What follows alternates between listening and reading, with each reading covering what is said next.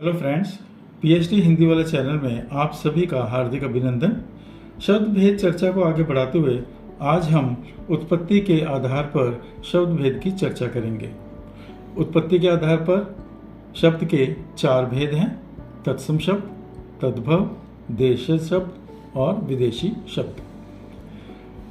तत्सम शब्द संस्कृत भाषा के ऐसे शब्द जो बिना किसी बदलाव के या बिना किसी परिवर्तन के हिंदी भाषा में प्रयोग होने लगे, उन्हें तत्सम शब्द कहते हैं। जैसे सर्प, मुख, अग्नि, अश्व, घृत, काक आदि। ये सभी शब्द संस्कृत के ही शब्द हैं और इसी प्रकार से बिना किसी परिवर्तन के हिंदी भाषा में प्रयुक्त होने लगे हैं।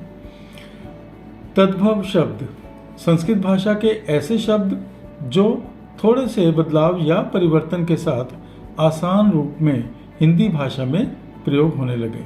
जैसे सर्प का तद्भव शब्द सांप हिंदी में आ गया, मुख का तद्भव शब्द मुंह, अग्नि का आग, अश्व का घोड़ा, घृत का तद्भव शब्द घी और काक का तद्भव शब्द काग और कौवा।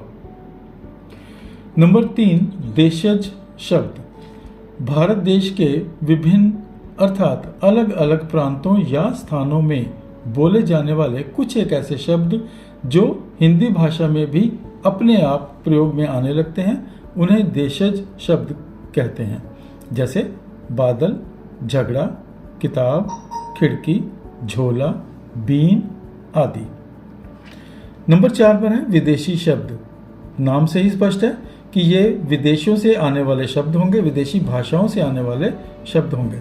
विदेशी भाषाओं के ऐसे शब्द जो साधारणतः हिंदी भाषा में चले आए और अपना लिए गए विदेशी शब्द कहलाते हैं। जैसे अंग्रेजी भाषा से आए शब्द school, office, station, football, train आदि।